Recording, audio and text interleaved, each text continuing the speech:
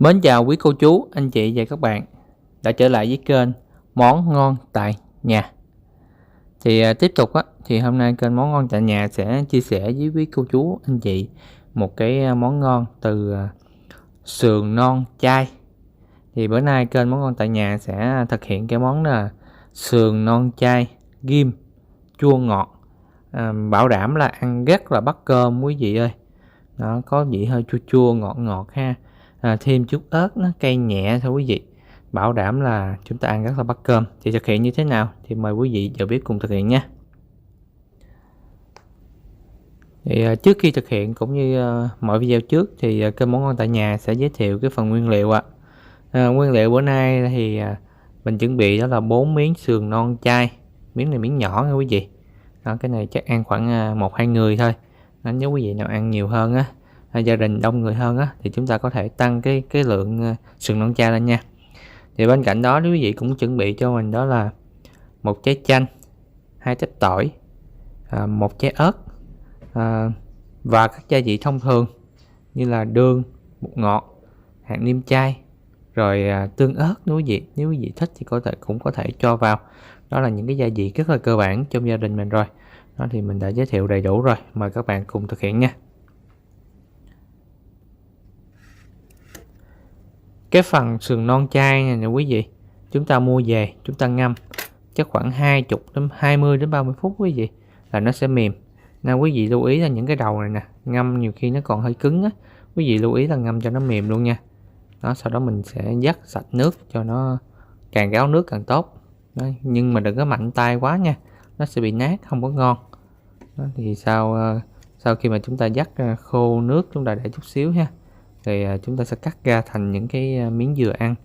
Thì tùy quý vị muốn cắt thành những cái miếng như thế nào cho gia đình mình vừa miệng và thấy cũng đẹp mắt nữa thì chúng ta có thể cắt nha.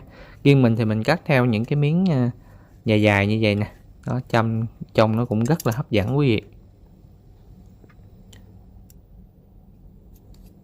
Rồi sau khi mà chúng ta đã thực hiện xong cái phần sườn non, ngâm và cắt nó ra rồi, bây giờ chúng ta sẽ sử dụng cái phần tỏi. Phần tỏi thì quý vị cũng như bình thường thì chúng ta sẽ đập dập và chúng ta băm ra nha.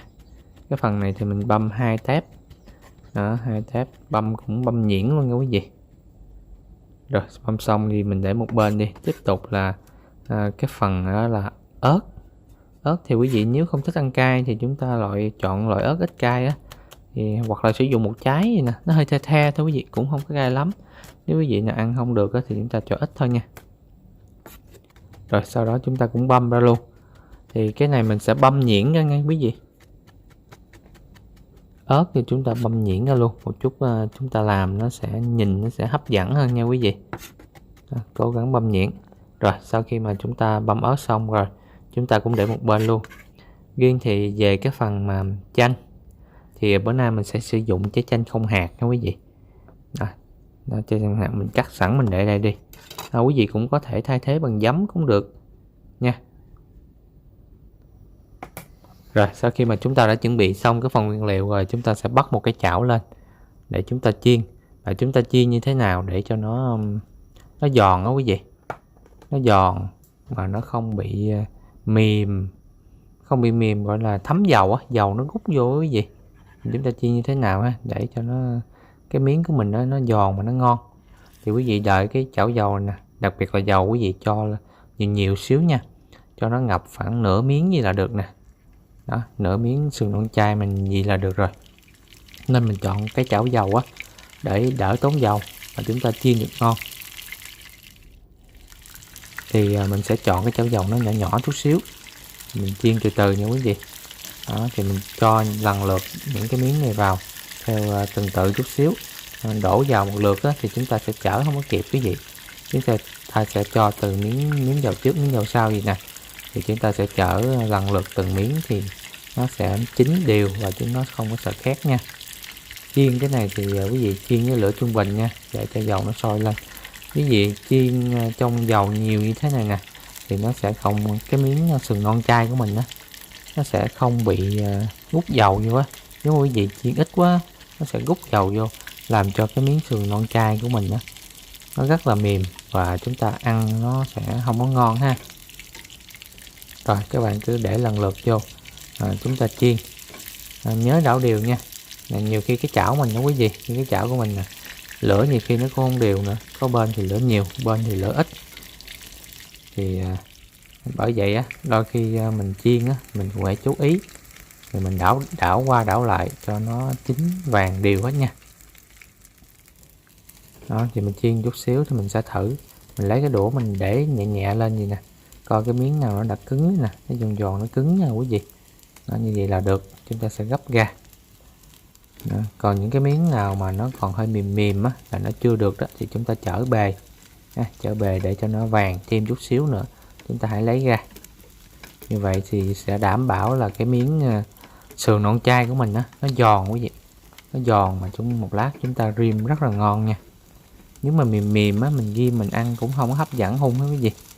Nên cái công đoạn chiên này khá là quan trọng, quý vị chú ý chút xíu để cho chúng ta được thưởng thức một cái món ăn chay thơm ngon hấp dẫn. Rồi, nãy giờ mình nói thì nhiều miếng nó hơi quá lửa chút xíu rồi. Rồi sau đó thì chúng ta bớt dầu nữa quý vị, chừa lại chừng 2-3 muỗng là được rồi.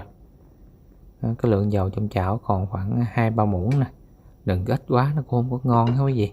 Ăn nó hơi béo béo chút xíu, mình thích nó béo béo xíu nên mình chừa nhiêu dầu ha. Đó, rồi đợi cái dầu này cũng nóng sẵn rồi. Đó, chúng ta cho vào là được rồi, đừng có để nó nóng quá, chúng ta cho tỏi vào quý vị. Đó, vừa vừa là được, để lửa nhỏ nha. Nó mà nó nóng quá thì nó rất là dễ bị khét đó quý vị.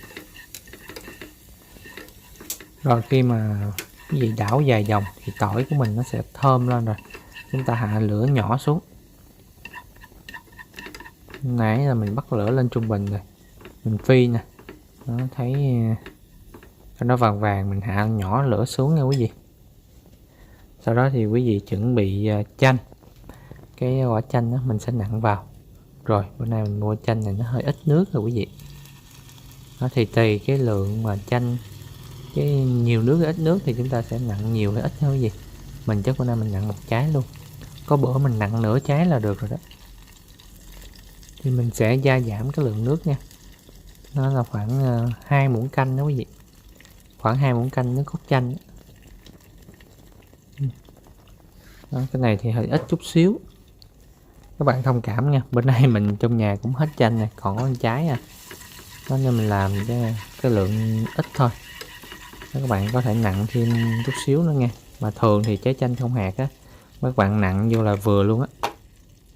Chanh giấy cũng rất là thơm quý vị. Tùy mình. Rồi bây giờ mình sẽ cho hạt nêm vào, hạt nêm chai từ nấm nha quý vị, cho một muỗng đầy đầy chút xíu. Hạt nêm này chúng ta để vô cho nó cân bằng cái hương vị nữa ha. Nếu không thì quý vị cũng có thể là cho một xíu bột ngọt, nửa muỗng bột ngọt thôi quý vị. Đó, giờ mình cũng đảo nha. Đó, mình đảo đều lên để cho cái phần hạt nêm này nó tan ra quý vị, nó tan đều ra ha, để một lát mình rim á, nó sẽ bám đều lên cái phần sườn non chai của mình. Rồi bây giờ mình sẽ cho đường vào. Đường ở đây thì mình chỉ cho 2 muỗng nha nè. Muỗng này là muỗng cà phê đó quý vị. Đó, mình sử dụng những cái muỗng mà nó có sẵn trong cái hộp đựng gia vị á. Đó, thì nó cũng gần gần với cái muỗng cà phê. Rồi bây giờ mình sẽ trộn đều lên. Rồi bây giờ mình sẽ cho phần tỏi và ớt còn lại. Tỏi thế nãy á, mình chia làm 2 quý vị, để giữ được cái tinh dầu tỏi mà thơm ngon á, thì mình chia làm 2. Lúc nãy mình khử cho nó thơm rồi, còn giờ thì còn cái tỏi nó còn sống sống á, chúng ta để cho nó bám đều vô cái mặt mà sườn non chai mình ăn cho nó ngon. Rồi chúng ta trộn đều. Nói giờ quý vị và các bạn trộn đều lên nha. Mình dùng 2 đôi đũa đi, mình trộn. Hôm nãy mình làm ít chanh này nè, nên cái nước sốt này cũng là tạm vừa đủ thôi quý vị. Các bạn làm nhiều nước cốt chanh lên chút xíu nữa. Và lưu ý là các bạn nhớ nêm nha, trước khi bỏ sườn non chai vào á, trộn như vậy nè, là các bạn nêm lại coi nó vừa cái khẩu vị gia đình mình chưa nha. Nếu mà chưa thì chúng ta sẽ cho thêm xíu đường cái gì đó, hoặc thêm xíu muối đó các bạn, để cho nó vừa cái khẩu vị gia đình mình.